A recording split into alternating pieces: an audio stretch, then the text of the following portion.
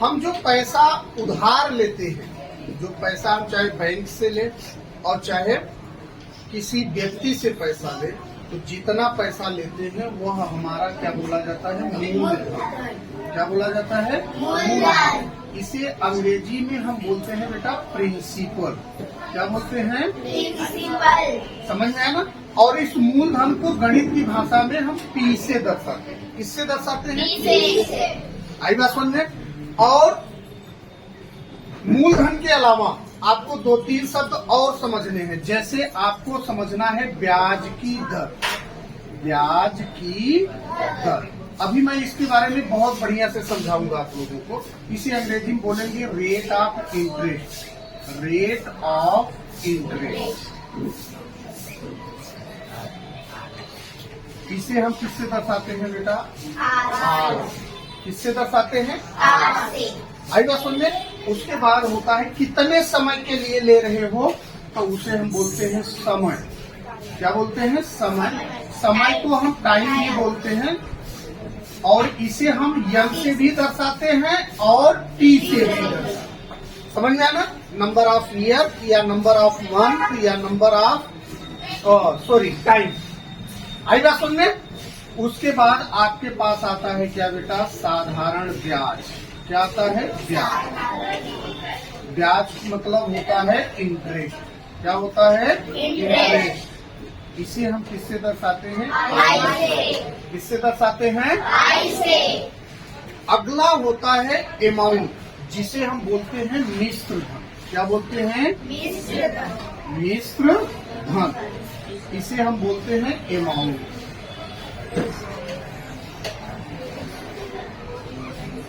इसे किससे दर्शाया जाता है, ए से।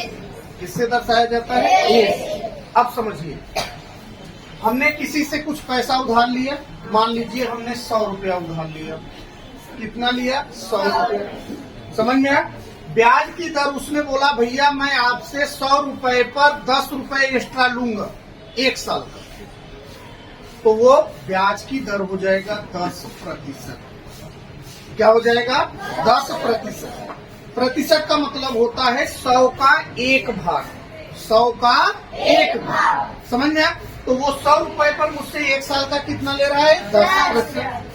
कितने समय तक मैं ले रहा हूँ, 1 साल के लिए ले रहा हूँ कि 2 साल के लिए ले रहा हूँ। मान लीजिए हमने 2 साल के लिए लिया। कितने साल के लिए लिया, और ब्याज कितना होगा, मिश्रधन कितना होगा, यही हमें क्या करना होता है, ज्ञात करना। जैसे हम किसी बैंक के पास गए, बोले महाराज जी मुझे 100 रुपए की आवश्यकता है, मुझे दे दीजिए, मैं 2 साल बाद आपको दे दूंगा। तो बोला ठीक है मैं आपको 100 रुपए दे देता हूँ, लेकिन हर 100 रुपए पे 1 साल का 10 रुपया एक्स्ट्रा देना पड़ेगा। तो वो आपका क्या बन गया, ब्याज की दर। तो 2 साल बाद हमें उसे कितना वापस करना पड़ेगा, ब्याज पहले हम निकाल लें। भाई 1 साल का 10% ब्याज है, तो 2 साल में हम कितना वापस करेंगे।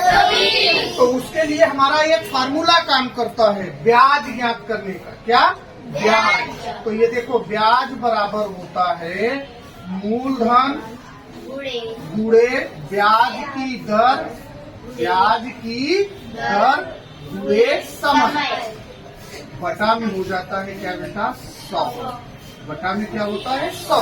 अगर इसी फार्मूले को अंग्रेजी अल्फाबेट में दर्शाना हो तो ये होता है आई बराबर, मूलधन को किससे दर्शाए बेटा, सी से, और ब्याज की दर को किससे दर्शाए, आर से, और समय को किससे दर्शाए बेटा, यन से या टी से। तो हम यहाँ लेते हैं टी, बटे कितना हो गया, 100।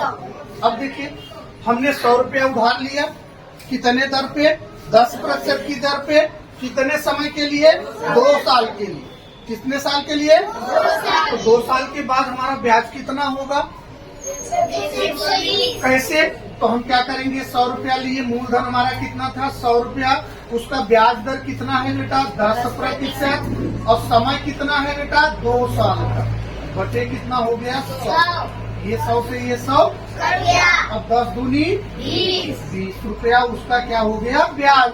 तो 2 साल के बाद उस बैंक को हमें कितना लौटाना पड़ेगा, तो उसके लिए क्या बोला जाएगा? मिश्र धन। और मिश्र धन का मतलब होता है बेटा मूलधन प्लस ब्याज।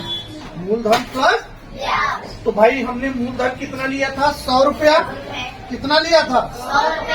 अब 1 साल के बाद 2 साल के बाद उसका ब्याज कितना हो गया? 20 रुपया। तो उसे कुल कितना लौटाना पड़ेगा? मतलब अमाउंट ए बराबर 100 रुपया मूलधन प्लस ब्याज कितना बेटा? 20 रुपए। तो हमारे पास कितना आ गया? 120 रुपए। आई बात समझ में? तो आपके पास फार्मूला क्या आया बेटा? अगर आपको कह दिया जाए, सवाल दे दिया जाए कि कोई व्यक्ति इतना कुछ अमाउंट मूलधन में लिया, उस पर ब्याज की दर इतना है, समय इतना है, तो आप साधारण ब्याज की गणना कर सकते हो कि नहीं कर सकते हो? Yes, sir. कर लोगे? Yes, sir. पक्का? Yes, sir. अच्छा, चलिए अब अगले वीडियो में हम इसी से संबंधित कुछ और भी टॉपिक बताते हैं जो आपको बहुत इंटरेस्टिंग लगेगा। ठीक है?